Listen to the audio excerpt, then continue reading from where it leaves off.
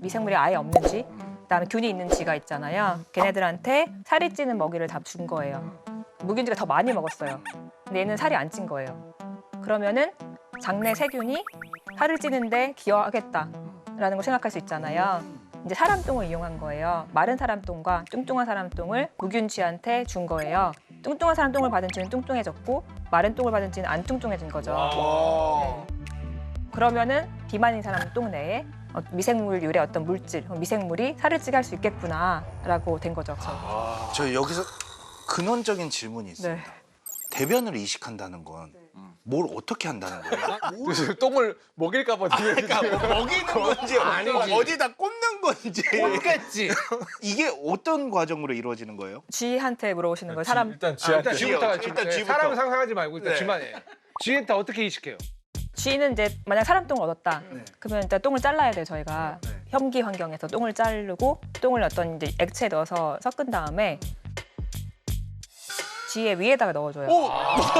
위에다 넣어요? 뒤로 넣는 게 아니에요? 네, 위로 넣어줍니다. 네. 그래서 밑으로 내려가게? 근데 네네네. 잠깐만, 근데 위 그 산 때문에 그러니까요. 안 될 텐데. 아 그래서 그 용액 안에 중화시킬 수 있는 위산 중화시킬 수 있는 물질을 넣어서 같이 넣어요. 아, 여기로 들어갑니까? 이렇게 들어가는 게 아니라 히릿? 히릿? 아니라 이렇게 들어가는 거야? 다 몰랐죠. 전 당연히 뒤로 넣어줄 줄 알았어요. 왜냐면 똥물을 먹이는 건 좀 쥐한테 미안한. 근데 생각해보니까 위에서 내려가는 게 맞는 것 같아요. 왜냐면 위 바로 그 아랫부분부터 시작해가지고 싹 스며들게 만들게 하고. 맞아요. 야. 사람한테도 그렇게 해요. 그렇죠. 쥐는 먹이고 사람은 사람 맞죠? 안 될 것 같은데. 유럽에서는 이렇게 넣고요. 그럴 것 같아요. 네. 재운다. 미국은 밑으로 넣습니다. 미국으로 가겠어요. 근데 대변만 갖다가 이식을 해도 사람이 바뀌어진다 라는 건데 이 정도 연구면은 노벨 평화상 아니 평화죠 평화 모두가 평화를 얻잖아요. 노벨상을 타야 되는 거 아닙니까? 그러니까 앞에서 말씀드린 그 제프리 알 고든 교수님이 계속 언급은 되는데 아직 한 번도 받으시지는 못했고요. 노벨상 받으실 가능성이 상당하지 않으실까요? 근데 이 연구가 가능했던 거는 무균 쥐를 사육할 수 있는 시설이 있었기 때문이잖아요. 그래서 그걸 만드신 분들이 더 중요할 수도 있지 않을까라는 얘기도 있는 것 같아요. 무균지 쥐가 균이 없다. 네, 무균 환경에서 깨끗한 환경에서 제왕절개로 쥐의 새끼를 꺼낸 다음에 무균 수유모한테 수유를 하게 만드는 거예요. 무균이라는 건 아예 아무런 그 균이 없는 거죠. 아예 없는 거. 네. 싹 다 미생물까지도 싹 다 아무것도요. 네, 싹 다 없는 거. 무균지를 만들어야겠다는 생각을 왜 한 겁니까? 파스테르가 얘기를 했었어요. 그 파스테르는 우리가 균이 있어야 살 수 있다라고 얘기를 했었고요. 그 다음 해에 다른 사람들은 균이 없어야 오래 산다라고 한 거예요. 그래서 그거를 규명하는 가장 좋은 방법은 무균 동물을 만드는 거잖아요. 그래 그걸로 실험하자. 네네. 아. 그래서 그때부터 무균 동물을 만들기 시작했고 1950년대에 스웨덴하고 미국에서 무균 쥐를 만들고 사육하고 유지할 수 있는 시설을 만들게 되면서 이제 이 분야 연구가 활발해지게 된 거예요. 근데 이렇게 무균쥐를 아까 써서 한 연구를 우리 인간의 의학에 적용하려면 쥐의 마이크로바이옴이랑 우리 마이크로바이옴 좀 비슷해야 되는 거 아니에요? 그렇죠. 근데 쥐의 마이크로바이옴이랑 사람의 마이크로바이옴 많이 달라요. 다른데 얘네가 하는 기능, 예를 들면 식이섬유를 뭐 분해하는 기능이라든지 어떤 거를 사용하는 기능은 90% 이상이 일치하거든요. 그렇기 때문에 이제 쥐를 이용한 연구가 여전히 사람의 질병을 이해하는 데서 중요하기는 해요. 그러니까 세입자는 다르지만 그 다른 세입자들의 생활 습관은 비슷한 거군요. 기능은 비슷하다. 하는 일은 그나마 비슷하다. 비슷한 거예요. 예를 들어 우리가 보통 연구하면 쥐를 한 다음 막 침팬지로 갔다가 사람으로 갔다 하잖아요. 근데 무균 침팬지를 만들어서 관리하기가 어려워서 그나마 쉬운 쥐를 그나마 쉬운 쥐고 그다음에 저희가 까만쥐를 보통 많이 사용하는데 까만 쥐요? 네, 까만쥐가 이제 유전 정보 해독이 다 완료가 된 거예요. 그래서 유전 정보 완료된 까만쥐를 무균화 시켜서 만들게 되면 마이크로바이옴의 영향력을 연구하기가 편하기 때문에 네, 그래서 보통 까만쥐를 무균화 시켜서 어쨌건 그 장내 미생물이 중요하다라는 연구는 그렇게 오래되지는 않은 거죠. 그쵸. 그 장내 미생물이 장에 있는 질환뿐만 아니라 비만과 같이 전신 질환에 미칠 수 있다라는 몇십 년 안 되죠. 그게 2004년 연구가 나왔으니까. 얼마 안 되는 거예요. 그러니까 20년. 거의 한 20년 정도밖에 안 된 거기 때문에. 근데 이게 생의학계에서는 굉장히 충격적인 발견이었을 것 같아요. 왜냐하면 보통 우리가 여전히 지금 쥐 가지고 실험할 때도 미생물 넣어준다는 거는 감염을 시키고 병에 걸리게 하고 아프게 하고 이런 실험들이 많은데 이때는 오히려 말하자면 비만인 생쥐를 마르게도 만들 수 네. 있다라고 하는 가능성을 보여준 거니까 약물로 치료하는 게 아니라 우리 똥 속에 들어있는 혹은 장 속에 들어있는 미생물을 가지고 뭔가를 치료할 수 있다라고 하는 관점 자체가 굉장히 혁신적이었을 것 같아요. 그 비만 말고 또 이렇게 약간 그 연관이 있다고 밝혀진 그런 질병들이 좀 있습니까? 그러니까 비만 이후에 사람들이 자폐, 파킨슨병, 치매, 우울증, 암, 또 장내 미생물이 그 탈모에 영향을 준다는 말도 있어요. 그냥 다네요 얘는. 모든 범인이네요. 야 이거 참 아니 엄청난데요. 그렇지 않아도 얼마 전에 진짜 깜짝 놀란 기사를 봤는데 자폐 환자를 치료를 하는데 장내 미생물로 이용해서 자폐 환자 치료길이 열렸다라는 기사를 봤었어요. 진짜 가능해요 그런 게요? 그러니까 실제 그 자폐 환자한테 건강한 사람의 그 똥을 이식하는 그 임상 연구가 진행된 적이 있어요. 그랬을 때 이 자폐를 겪는 사람들에서 행동 지표가 개선이 되었다라는 결과는 있긴 해요. 아토피도요? 그래서 이것도 장 뇌축처럼 장 피부축 이렇게 얘기를 하고 있어요. 네. 피부까지도 영향을 준다. 장내 미생물이. 그러니까 이런 마이크로바이옴 연구가 사실 굉장히 중요하고 특히 의학적으로 중요한 게 중요한 것 같아요. 왜냐면 저희가 물려받은 유전자는 바꾸기가 힘들잖아요. 그렇지. 근데 그에 비해서 마이크로바이옴이라고 하는 것은 사실 우리가 뭘 먹냐, 어떤 상태에 따라서 시시각각 또 나이에 따라서 변하는 거기 때문에 훨씬 더 변화시키기가 상대적으로 용이하기 때문에 미생물들을 바꿔서 우리를 더 건강하게 만들거나 질병을 치료할 수 있거나 하는 그런 가능성이 열렸다는 측면에서 한 지난 20년 동안 저희 분야에서 정말 센세이션을 했던 것 같아요. 예.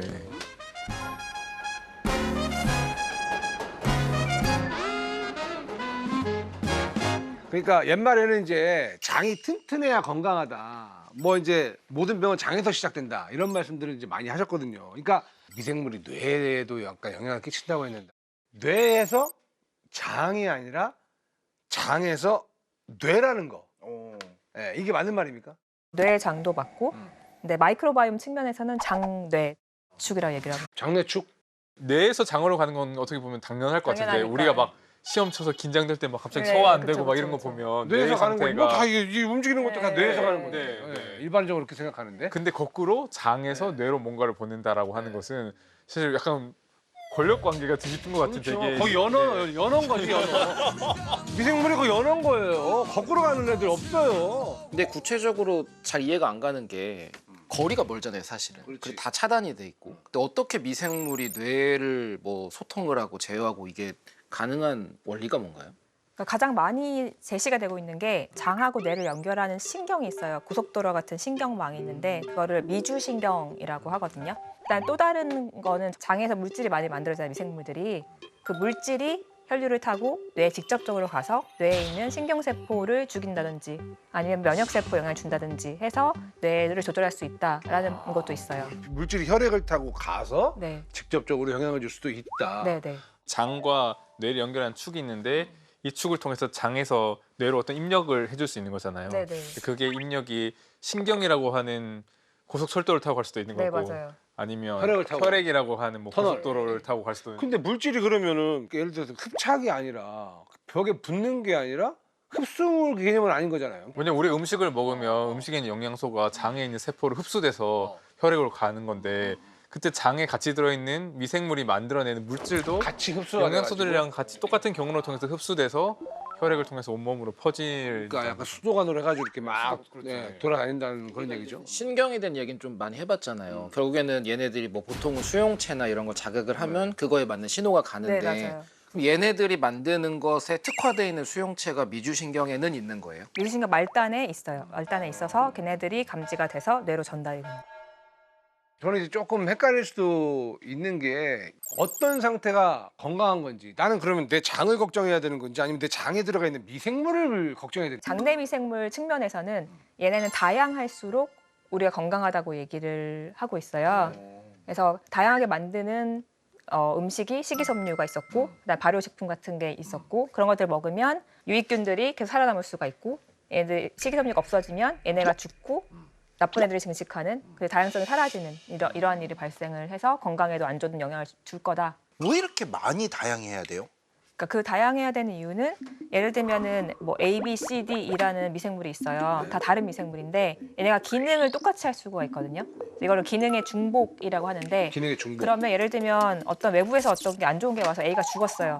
근데 B, C, D가 있으니까 기능을 충분히 할 수 있잖아요. 그래서 큰 생태계 측면에서는 하나가 사라진들 나머지가 그 기능을 해주니까 그럼 무조건 다양하면 다양할수록 좋은 건가요? 질은 달라요. 질은 다양하면 안 되고. 아 그래요? 아 그래요? 네, 다 달라요. 환경 따라. 아 여기는 거기 모르겠어요.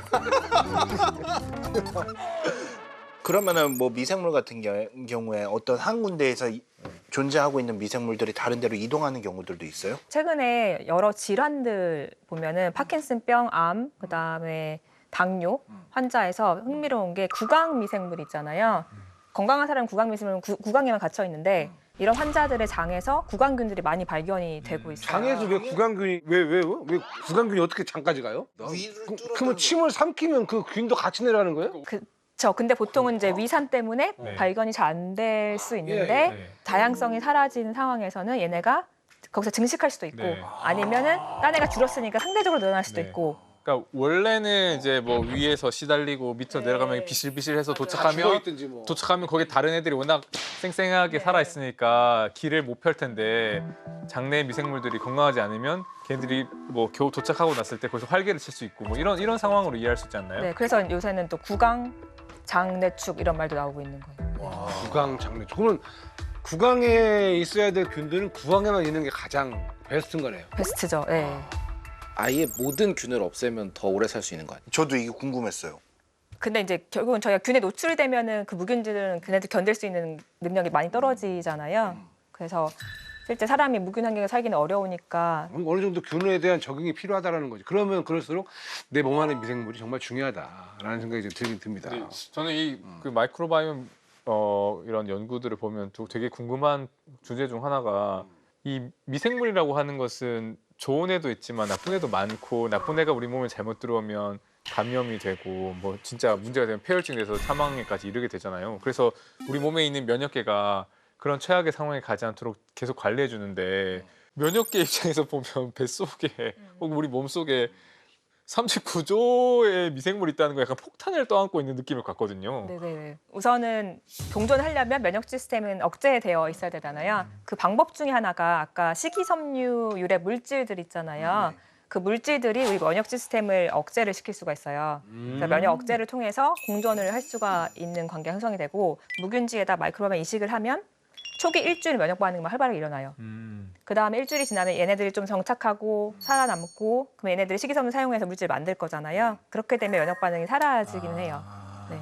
신기한 거는 게 받아들인다라는 거죠. 면역이라는 것 자체가. 장내에는 미생물이 득실득실하지만 평상시에 우리가 장염에 걸리지 않는 거는 식이섬유 유래 물질 같은 걸로 인해서 미생물들이 장내에 있는 면역계를 억누르고 있기 때문인 거네요. 네. 근데 그 와중에 면역세포들은 사실은 방위군의 임무가 있으니까 나쁜 애들은 골라서 죽여야 할 거 아니에요. 그건 어떻게 해요? 근데 얘네가 이제 적응이 되면 이제 면역 세포들이 얘네를 이제 맛을 보잖아요. 네. 맛을 봐서 이제 적응된 애들은 안 죽일 거고 네. 갑자기 들어온 애들은 또 공격을 할 맛을 거잖아요. 보고 너 라바 검문을 하고 잠깐만 넌 안 되겠는데 너 이리 와. 그래서 그냥 끽 하고 다른 애들은 그냥 니네들은 뭐 그냥 살아도 되겠다 이렇게 판단하는 거예요 면역계가. 면역계도 할 수도 있고 그 다음에 사실 미생물들도 서로 가린단 말이에요. 아 새로운 애가 왔을 때 얘를 경계. 경계해서 죽일 수도 있고 그죠. 그래서 미리 얘네들이 죽일 수도 있는 거고 아. 네 그리고 왜냐면 얘네들 서로 도움 받거든요. 그래서 서로 먹이를 주고받고 하거든요. 또 하나의 그냥 사회네요. 네. 미생물 사회. 근데 장 속에서 일어나는 일이잖아요. 내가 보이지도 않는 건데 이 장 속에서 일어나는 일을 어떻게 그렇게 알게 되십니까? 그러니까 이제 저희 연구실에서 똥을 이제 키우고 있어요. 그러니까 똥 키운다는 게 좀 이해가 잘 안 돼서 그런데 똥을 키워요? 네. 똥을 어떻게 하길래 키운다는 얘기가 나오는 거예요? 그럼 실제 사람의 당뇨 환자의 미생물이 이거 만드느냐 보여줄 때 당뇨 환자의 똥이랑 당뇨가 없는 사람의 똥을 키우는 거예요. 그러니까 똥을 이렇게 받아가지고 물도 주고 그러니까 이게 똥을 이렇게 어떻게 키운다는 개념이 저는 잘 모르겠어요. 그러니까 장내 환경이 혐기 환경을 했잖아요.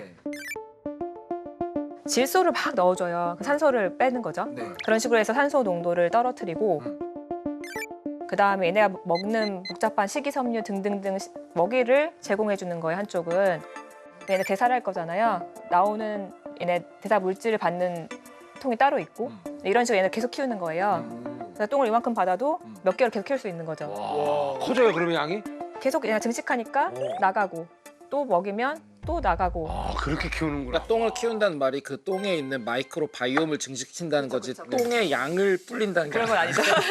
이렇게 말씀을 잘하셔야 되는 게 이게 산소가 없는 상태에서 점점 줄지 않았는데. 똥을 키운 데서 점점 이거 애기들 좋아하는 얘기인데 애기들 똥이 터진단다. 그 애들이 막 빵빵빵 터지거든요. 그러니까 그런 게 아니라 네네. 마이크로 바이옴이 이제 점점 더 많아진다. 근데 냄새는 정말 그 냄새가 계속 그 나요. 냄새가 나요. 네. 그 양이랑 상관없이 그 냄새가. 또 사람마다 이제 다르기도 하고. 네. 아 지금 직접 키우고 계세요? 저희는 키웁니다. 네. 그러면 묻습니다. 어디서 그 좋은 걸 구하나요? 어떻게 구하세요? 기증이 있습니까? 아니면 뭐 예를 들어서 수소문을 합니까? 그러니까 환자의 똥은 병원에서 얻을 수 그럴 있잖아요. 수 있죠. 병원의 의뢰를 얻을 수 있는데 건강한 사람 똥을 얻기가 어려워요. 그게 어렵겠죠. 네, 그래서 논문들 보면은 그래서 문구에 건강한 사람의 대변을 이제 기증 받아서 동의하에서 실험을 했다 이게 써 있어요. 그 건강한 사람의 기준이 뭐죠? 건강한 사람 기준이 몇 가지 있어요. 뭐 항생제를 뭐 몇 개월 복용 안 해야 되고 그 장질환이 없어야 되고 이런 게 있는데 근데 대부분 그 논문에 나온 똥들은 다 그 연구실 내 학생분과 연구원분들의 똥이라고 해요. 혹시 기증하신 적 있어요? 아니요. 지금 자기들 똥을 가지고 실험을 하고 있지 않을까라고 지금 추정을 하고 있었는데 추정이 맞아 떨어지는 순간. 그런데 네. 저희 학생들한테 제가 혹시 똥을 줄 수 있는 사람 했는데 다 못 주겠다. 그래서 유럽 애들은 되게 기증을 잘했거든요. 실험실 애들이. 그게 쿨하니까 좀 네. 여기 좀 약간 좀 근데 저희 학생들은 나는 어디가 안 좋아서 왜냐면은 얘가 사라지지 않고 계속 키운대잖아요. 쑥스럽잖아요. 그리고 그래서 냄새가 나니까 키울 때 이게 기증이라 그런 거 아니에요? 예를 들어서 뭐 돈 내고 사겠다 그러면 팔 것 같은데. 그래 돈 좀 하면 안 돼? 팔기세요 지금. 100만 원 줄게 하면은 그치 100만 원 줄게 하면 할 것 같아요. 아니 필요하시면 말씀하세요. 입금만 해주시면 쏴드릴게. 뭘 쏴주세요? 예? 뭘 쏴주세요? 바로 쏜다니까. 그러니까. 예. 아니 지금도 입금만 해주시면 바로 가가지고 5분 안에 얘기가 되게 오늘 품격 있네. 이런 식으로 이렇게 약간 구매하는 거 그런 건 어떻습니까? 건강한 사람의 변을 약간 구매한다. 그러니까 미국은 그런 경우가 있다고 들었는데 아직 우리나라에서는 이제 똥을 구매한다기보다는 이제 기증 받아서 사례비 명목으로 해서 돈을 아 사례비가 그래도 나갑니까? 조금 10만 원 정도. 그럼 지금 여기 방송에다가 자막으로 고아라 교수님 연구실 뭐 변당 10만 원 이렇게 하면 오픈런 하겠는데. 기증해 주시겠어요? 라고는 어떻게 물어봐요? 그러니까 병원에서는 의사분들이 환자 동의를 얻어서 받는 거고요. 네. 그래서 기증을 받고 사례비를 제공하시는 걸로 알고 있고, 이제 건강한 사람의 경우에는 건강검진 환자 중에서 만약 동의한 사람이 있다, 그럼 그 중에서는 마이크로바이옴 분석에도 활용이 되고는 있는 걸로 알고 있어요. 그럼 과학자들이 그동안 이 변으로 뭐를 또 알아냈습니까? 말하는 게 많을 것 같아요. 아까 뭐 치매라든지 뭐 여러 가지 질병에 대한 뭐 연구도 많이 했지 않습니까? 제가 지금까지 말했던 내용은 똥이 질병을 일으킨다는 내용을 중심으로 말씀을 드렸는데, 네네. 질병에 관련된 네. 거. 그렇다면 건강한 사람의 똥은 치료제로 활용할 수 있지 않을까 생각할 수 있잖아요. 그래서 재미있는 연구가 어린 쥐의 똥을 늙은 쥐한테 이식을 한 거예요. 설마. 네. 그랬더니 늙은 쥐의 뇌 염증 감소하고 눈 염증도 감소하고 피부의 수분 함량도 증가하고 우와. 근육의 탄성도 좋아지고 기억력도 좋아지고 더 오래 살더라. 이런 얘기들이 있어요. 야 이거 노화 방지?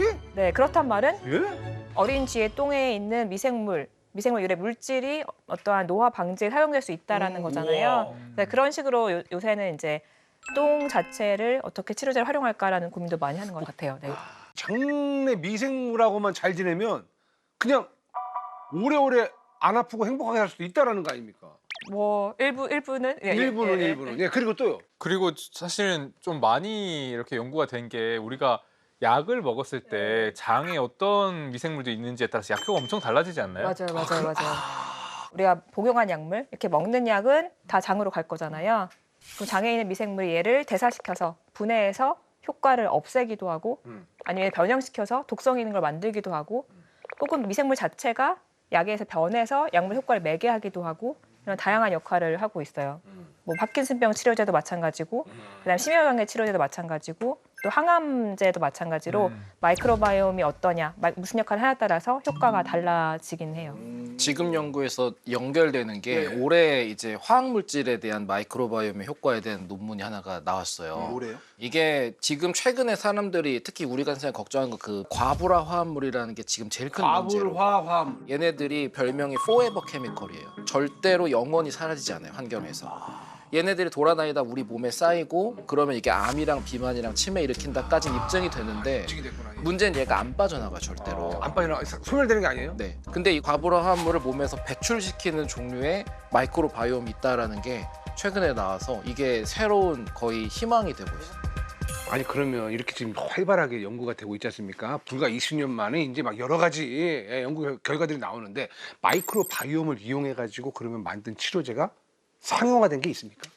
현재까지 단 2건이 FDA 승인을 받았어요. 있긴 있네요. 근데 그 2건 모두 다 재발성 클로스리디움 디피실레, 그러니까 CDI가 클로스리움 디피실레인데 우리가 병원에 오래 입원하면 항생제를 장기간 복용하잖아요. 그럼 장내 균층이 망가질 거잖아요.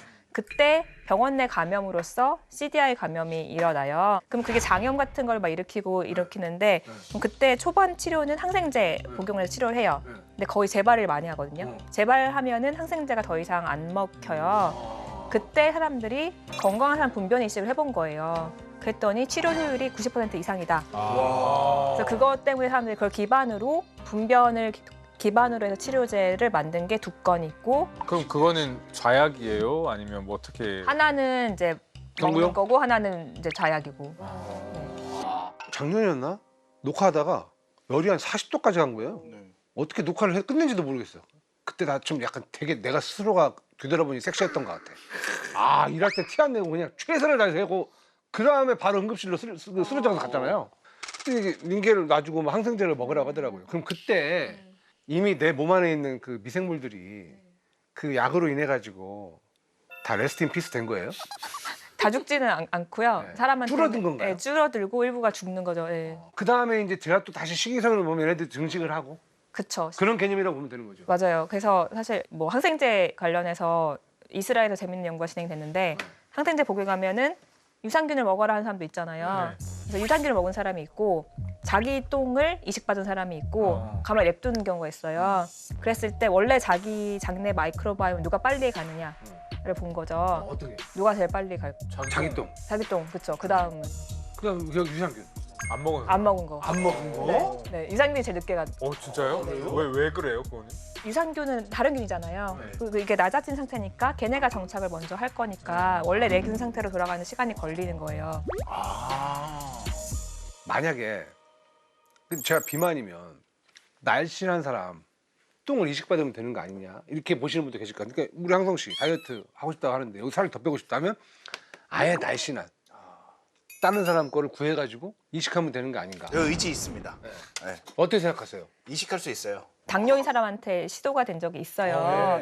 있는데 그때 문제는 누구는 효과가 있고 누구 효과가 없는 거예요. 왔다. 예, 복불복이군요. 예, 그런 분변 이식이 아까 당뇨뿐만 아니라 파킨슨병에서 했었고 자폐도 했고 했는데 다 마찬가지로 누구는 효과가 있고 누구는 효과가 없는 거예요.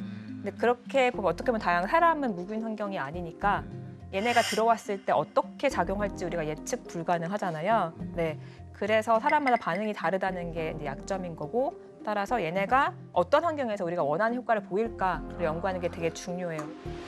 아니 정말 그게 되게 중요한 포인트 같은 게 이렇게 무균쥐로 연구한 거는 굉장히 통제된 조건에서 세균들 다 없애고 특정한 세균 넣어주고 빼주고 혹은 똥 넣어주고 빼줘서 실은 똑같은 조건에서 같은 효과가 나온 것을 엄밀하게 검증할 수 있는 환경이지만 우리가 예를 들면 좋은 유익균을 먹어서 뭔가 질병을 치료한다거나 비만을 해결한다고 하는 것은 그런 통제된 환경에서 행할 수가 없는 거잖아요. 맞아요. 그래서 되게 어려운 것 같네요. 이게 맞아요. 네. 특히 살아있는 균을 넣는 거면 네. 몸에 들어가서 면역 반응을 일으킬 수 있는 거고 단도직입적으로 물어보겠습니다.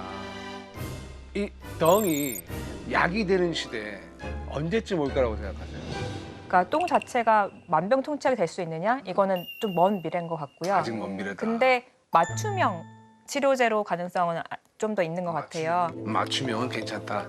이제 장기적으로 똥이 정말로 치료제가 되려면 저희가 원하는 똥에 있는 미생물들이 어느 환경에서 좋은 역할을 하는지, 예를 들면 환경까지 같이 조절할 수 있는 그런 약재를 같이 조합해서 만드는 시기가 와야 똥 자체를 안전하게 치료제로 사용할 수 있지 않을까 생각합니다. 이 마이크로바이옴 이 분야의 궁극적인 목표는 뭐예요? 마이크로바이옴 같은 경우는 우리 몸 안에 있는 애들이니까 궁극적으로는 얘네를 조절하면 장기적으로 건강하고 행복하게 오래 살 수 있게 만들 수 있을 거다. 약은 복용하다 끊으면 그 효과가 사라지지만 얘네를 궁극적으로 변화시킬 수 있다라고 하면은 이제 우리가 원하는 건강하고 행복한 치료제로서의 역할을 할 수 있지 않을까. 그럼 교수님 어떠셨어요?